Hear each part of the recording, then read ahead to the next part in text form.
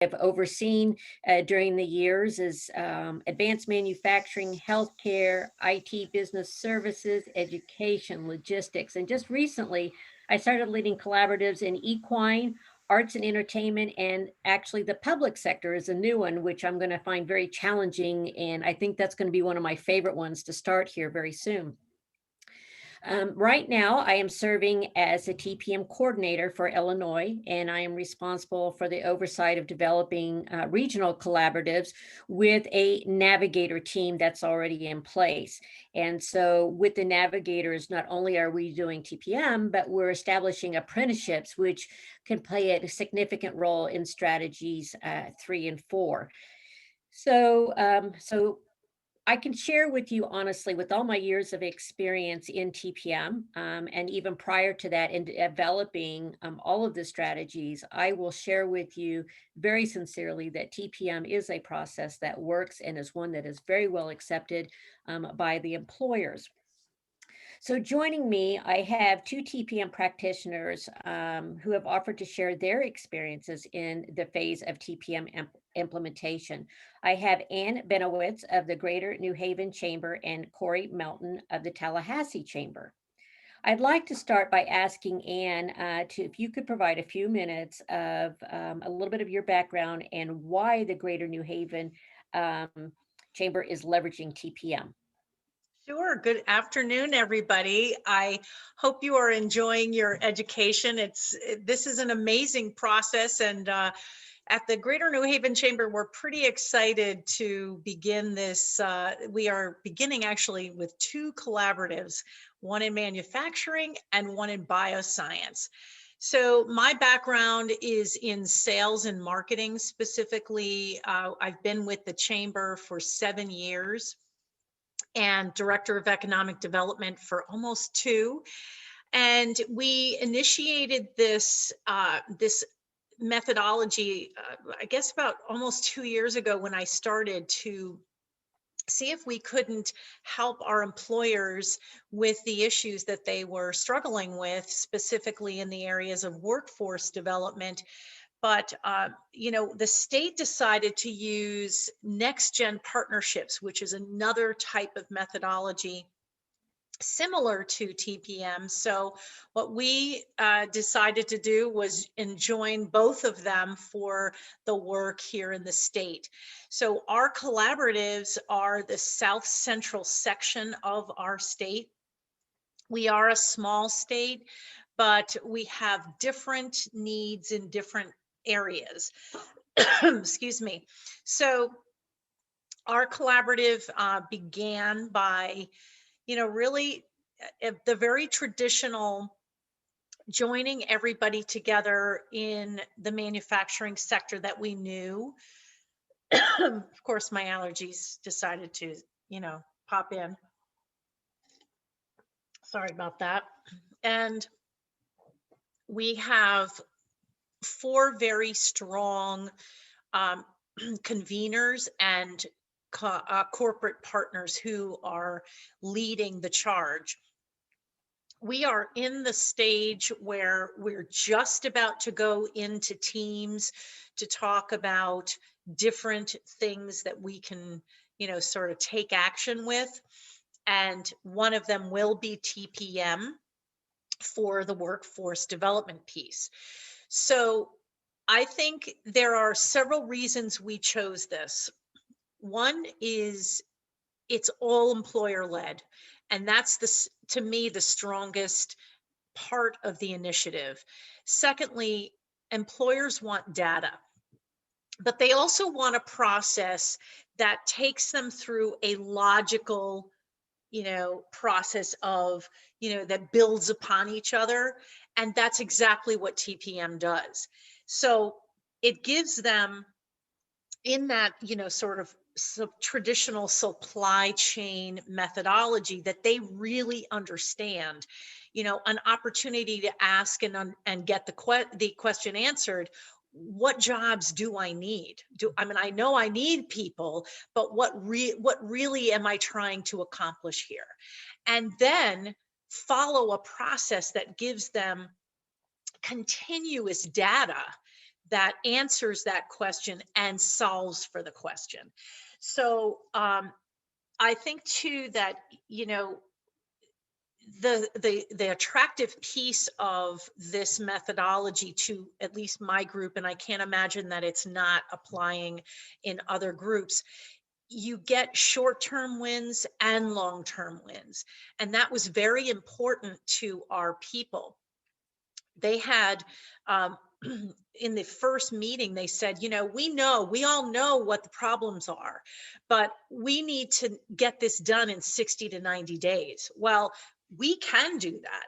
We can get some demand planning going so that in 60 days we have some actionable things that we'll talk to our support partners about. So all of those kinds of things combining really made a big difference to our group. So I know we'll talk about other things, but that's sort of my long-winded way, and I probably took more than 3 minutes, but Hey, Corey, can you share with us a little bit of where you are in your TPM strategy 1? Absolutely. So I was in cohort 12. So we started out in January of 2020 with our first meeting. And then, of course, COVID. So we didn't have our second 2 meetings in person, but really just charged on ahead. Was very nervous about it. So if you're nervous about it, ask me questions because I know where you are. But we kicked off our first collaborative on technology in September, and then followed that up in probably about October, kicking off a healthcare collaborative. And both of them are about the same place right now, which is where we are really starting to take action on the information that we've gathered. And I have seen, so what you'll find is that you'll start out with a bigger group. It'll kind of shrink as you start getting all those surveys out because they get very bogged down sometimes in the surveys. But then as you start talking about action and what we're actually going to do with the information, it becomes more visible to them. And now not only are they coming back, but they are bringing other people to the table.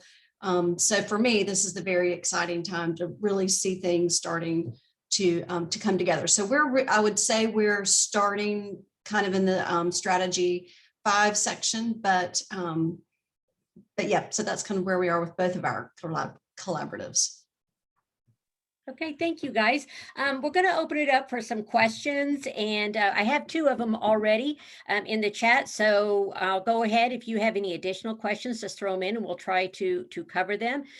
This isn't about Anne and Corey and me doing this. This is any of you who are in different phases, please raise your hand, jump in, and share your experiences. So the first question I see out here is, can you please speak more about how biosciences and healthcare community is seeing TPM possible solutions to their workforce issues and compare that to other industries? I would say healthcare typically has their act together more than others regarding understanding and addressing HR talent issues. So what does employer engagement look like within that context? Well, I'll be happy to share first.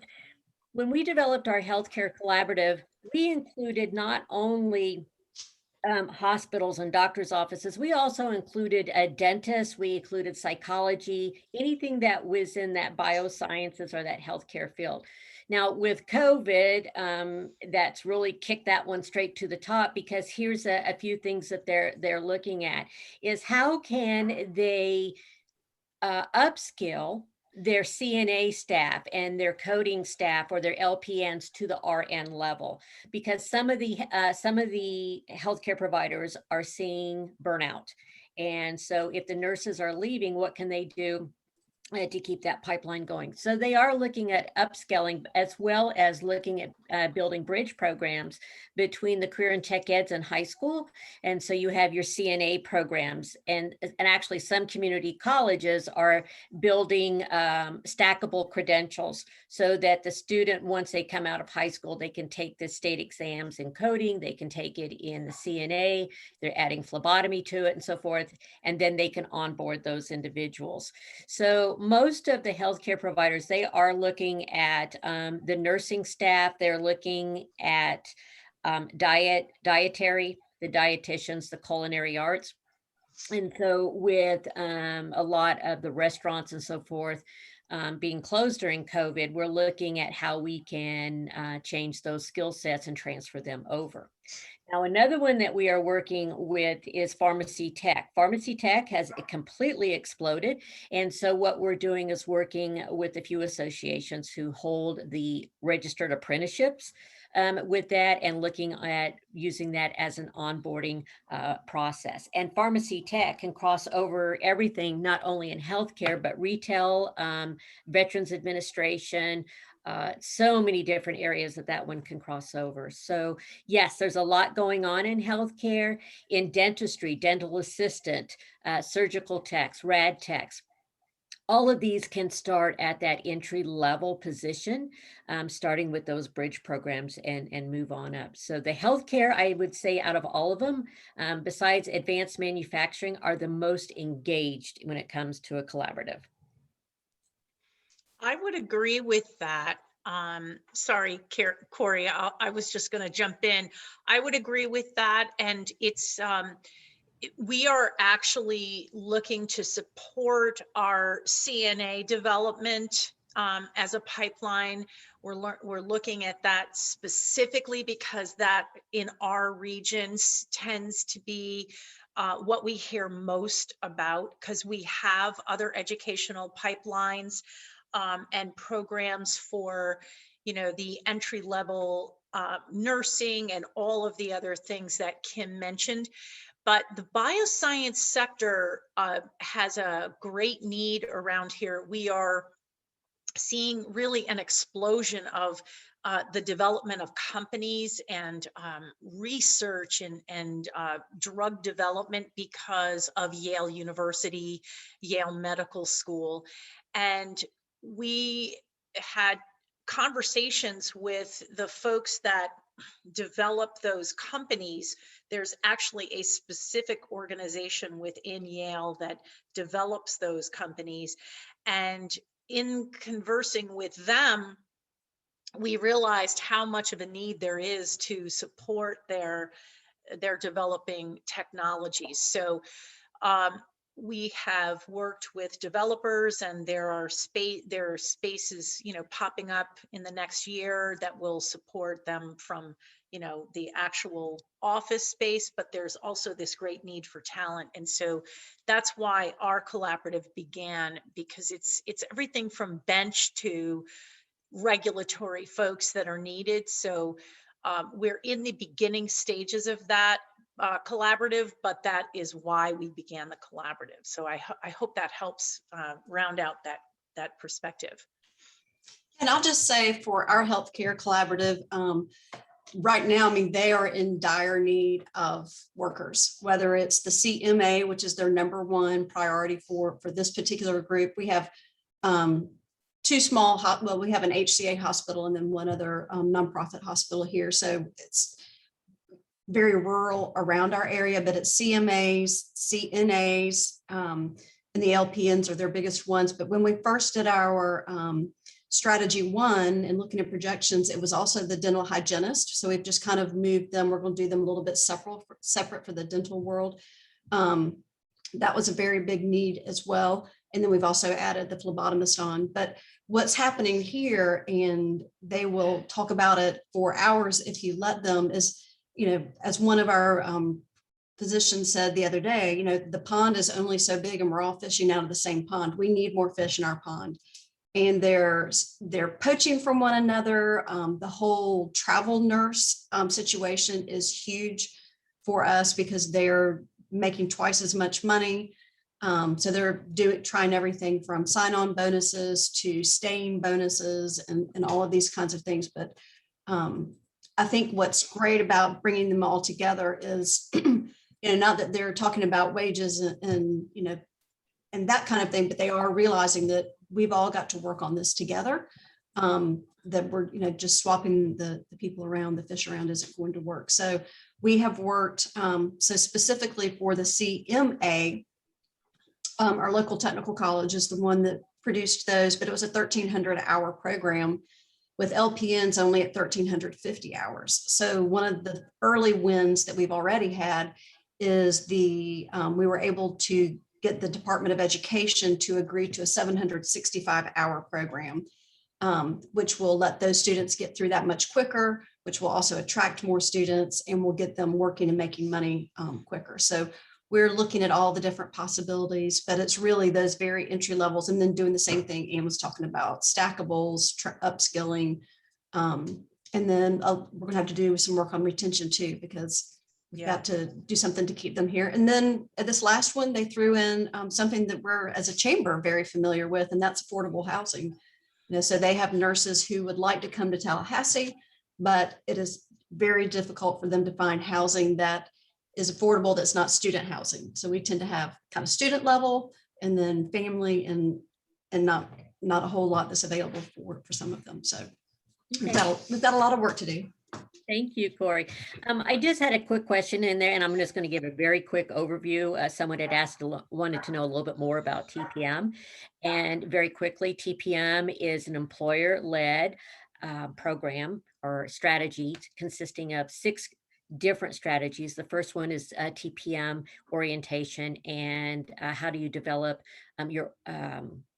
your collaboratives, and who serves as the convener. The convener is usually an individual who is, I call them Switzerland. They have to be very neutral. They're going to receive a lot of confidential information. So they have to be very careful on how they share that information. Strategy 2 is your data collection. You start collecting information about your employers on what their actual needs are. Strategy 3, we look at what are the actual competencies and credentials that are required for an entry-level position. To start out with. Sometimes when you look at the competency stages, employers have set the bar so high that they're missing talent pools because they've said everyone has to have a bachelor's degree or a master's degree or whatever. In actuality, associates or some level of college is more than perfect for it. So, so it's kind of a paradigm shift in your thinking. Strategy 4, we start to look at where do you find your talent? Are you putting them all into one college program or one CTE program? Are you looking beyond your community? Are you looking at military? Are you looking at rehab services? Where can you find your talent? And then measuring the success of those training providers that you're pulling from. Do they have the capacity to expand a little further? Can they adapt their curriculum to meet the bulk of the employer's needs instead of just of a selected few? Strategy 5 is developing a talent pipeline value stream, starting early into elementary, middle school, and then working all the way up into onboarding. So it's the roles of the supplier, which are the education training providers, and how the role of the employer starts out small, but takes total control in the end. And strategy 6, very quickly, is what's the return on the investment? And that's a question all of us as conveners have experienced as we're developing these collaboratives. The first thing the employers are going to say, oh, okay, what's in this for me? We've done this program, but what is the return on the investment? So the return on the investment on these is determined by the collaborative on what they want to look at as the ROI, but they also look at what the ROI is going to be for them personally for their particular company. So I think that's a very quick one. You can go to the U.S. Chamber website under Workforce Development, and there is a ton of material on TPM, as well as the U.S. Chamber's YouTube channel. And they have several very quick snippets of videos that clearly defines each of those strategies.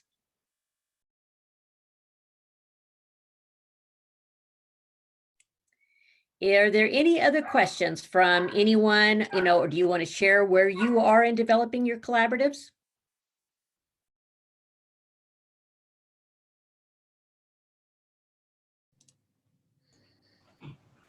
Hi, this is Becky with Workforce Solutions Alamo in San Antonio, Texas.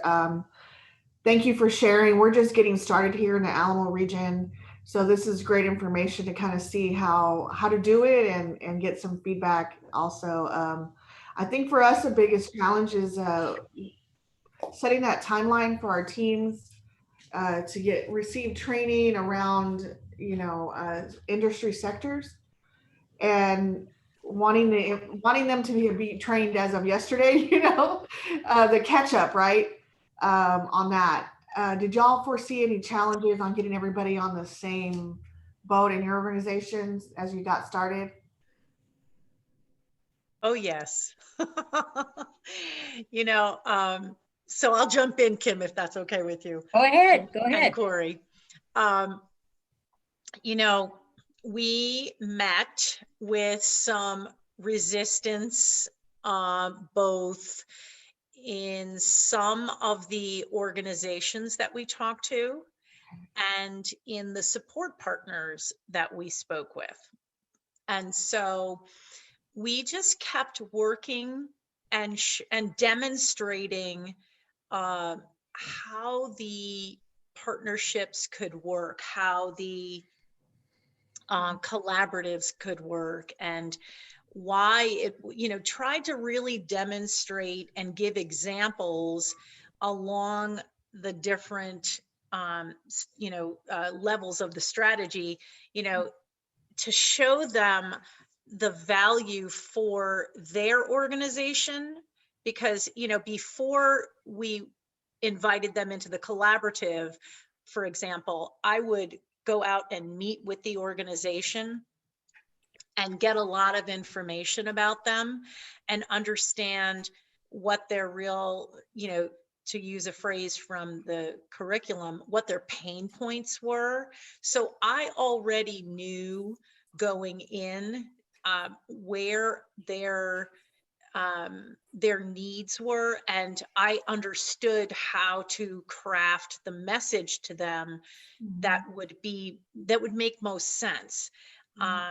And it really, it became more of a conversation with them about what made sense, you know, and how they were going to overcome their needs. And with the support partners, that was a little bit more challenging, because sometimes support partners feel, I don't mean the educational support partners, I mean sometimes associations or folks within other governmental agencies feel some ownership for the process and don't want to lose that control. And so I guess the best way I can describe our approach to that was more of, look, we have to go into this as a partnership.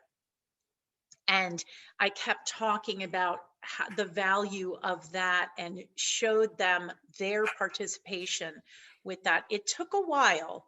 It was not easy, but that was the approach that we took. So maybe Corey or Kim have other experiences. Go ahead, Brittany. Oh, Brittany. I was just going to say what Ann was speaking on is totally true for us too. When we started out in Kentucky, you know, we didn't have specific examples, but as we've built over time, now we kind of have case studies that we can refer to. So we even region to region will talk on, you know, like healthcare in the Louisville region. I can speak to that in my Southwest region and give those specific examples of what's come out of the collaboratives. And I think there's case studies on the Slack for the TPM network. Just one thing, I'll tag Corey. We've kind of started our own little mini network where we get together once a month with several different areas, and we just talk about our experiences. And we've even used examples from them. They've used examples from us, because TPM is such a theoretical thing until you start to practice it. It's hard to explain. And once you have that practice example, you can refer back to it. So just find your partners, and, you know, like, we'd be glad to give you case studies from Kentucky and give you examples of work we've done. That really works for us, because that gains the buy-in from the employers. Once they hear what can be created and what comes out of the process, they understand what their time's being used for. And I'll throw in very quickly that first you have to have the employers at the table. And when you start to develop your collaboratives, and word gets out about it, your training providers are going to want to come to the table, and they're going to want to have their voices heard. And there's a time to introduce the training providers to the group, but those first few meetings is not the time to introduce them. The reason being is, if you've said in a lot of meetings that sometimes employers will have a tendency to sit in the back of the room or not really participate. And until the employers have all of their information gathered and decide which pathway they're going to take, they have to do their homework. And once they get that, you always tell the training providers, you're going to come to the table. I promise you'll be at the table. But we need to get our act together first, and then we're going to bring you in and ask for your assistance. And that also goes with other training providers as well, such as your local LWIAs. Now, with my experience in Vermilion County, Illinois, once we had been established for a couple of years, we started including the training providers' voice at every quarterly meeting. And they didn't really, they participated, and when the employers had questions for the training providers, that's when they started to engage. But I am telling you that they're going to want to be at the table from day one, and just reassure them they'll be coming in at a different time. I think the other good thing about saving them for later is it really does give the employers the ownership, because they do open up more without the other training people, without the training providers there to kind of lean on to do all of the talking. But when they really start talking about what they need, it gives them that ownership. And I'll tell you too, when the first conversation we had with our technical college, when I was able to tell them how many CMAs they needed today, I could see it just happen in her eyes. And it really made a difference, because she had then real concrete data to take to DOE and say, they need them now, and so that's a lot different than just kind of these, advisory committees they sit on once a week, where they kind of talk, or once a year, excuse me, where they kind of say, yeah, we need a lot of these, but now they have a concrete number, which of course changes every day, but at least at that point in time, it was concrete and it's real. I'll just jump right in with a follow-up to both of you, because I think one of the interesting pieces with COVID has been it necessitated us a different approach to involving the support partners. So, it would just be too large a group on one Zoom call. So we've done two different things. The first couple of meetings for the manufacturing collaborative, what we did was we recorded it and sent them the follow-up notes and the recording. And then for the third meeting, we let them in to observe as a webinar, and all of the manufacturers were on like we are, as just a regular Zoom call. So it enabled them to have that sort of bird's eye view of what was happening in the conversation, but it didn't enable them to even write in the chat, because we wanted them to see exactly what was happening in those conversations without interrupting the flow of the actual collaborative leadership. So that was necessitated by COVID, but it worked out very well. So that's just another way to approach it. Thank you. Leah, I see that you've had your hand up for a while. Do you want to go ahead with your question? Yeah, thank you, Kim. Pleasure to meet everyone. I'm part of cohort 17. I see some of my colleagues on here, so it's very exciting. Like, we've done the orientation. That's where we are, so fresh. And I appreciate the other question from Jane that's in there, but just even sort of logistically, you're talking healthcare, right? Which is so many professions. And then I hear, CNAs or hygienists or, different pieces. Do they then just break off into smaller, because that's not relevant to everyone, right? Like, logistically, what do you do then? And do you hive them off and you still work with a larger group? Because you don't want to lose the larger group either. Because I see healthcare as being something that would be so topical for so many of us, but how do you manage all of that? I'd appreciate it. We kind of we kind of broke the dental piece off to the side. We haven't addressed it quite yet. Now we still are addressing the certified medical assistants, which tend to be more for your physician practices, separate from RNs, which are typically, and at least here, more of our hospitals. But we're trying to do those two simultaneously. But yeah, we put the dental hygienist off to a different group. Mhm. I agree. We've done the same thing. We picked the highest demands after we've done some of our data collection. And when we look at the highest demand, we start with that one first. But if there is a specialty one, we will put that aside, and maybe we'll have one smaller group work on it. So it's really completely flexible with that.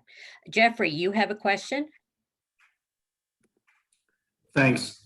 And I'm going to tap into your knowledge here because I already know that the pushback that I'm in for, and I'm having a preemptive meeting, is with our workforce board and our next gen partners. The two collaboratives that we have to have that are the most impactful are going to be healthcare and manufacturing. And those also happen to be the next gen partnerships that we have that are very successful in the area, of which I sit around the table and have gone to training on how to shut my mouth for the entire duration of those meetings as a public partner. So what advice do you have in anticipation of that pushback, and how do you talk people in or convince people that this isn't a replacement of next gen, but an augmentation of and an asset too? So That's a great question, Jeffrey, and thank you, because that was something we had to overcome in some ways.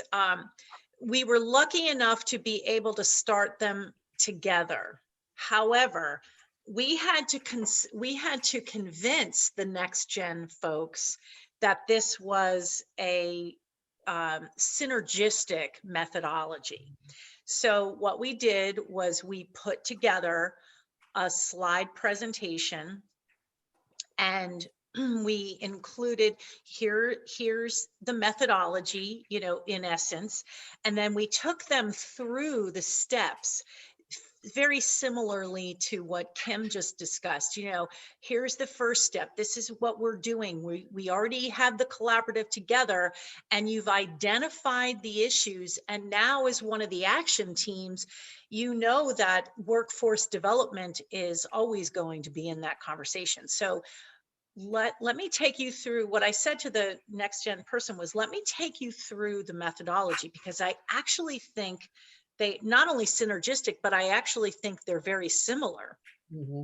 So I worked with her and the president of our organization, who also has TPM training. And we both met with also the other conveners, one of which is the workforce board.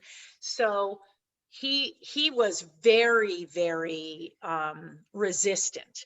But after we took them through that methodology and the step-by-step process and demonstrated through examples how that it's sort of, I said to them, it's sort of like compounding interest. You start with step 1, and then at step 5 and step 6, you are really seeing the fruits of your labor. Mm-hmm. So I would recommend you do that.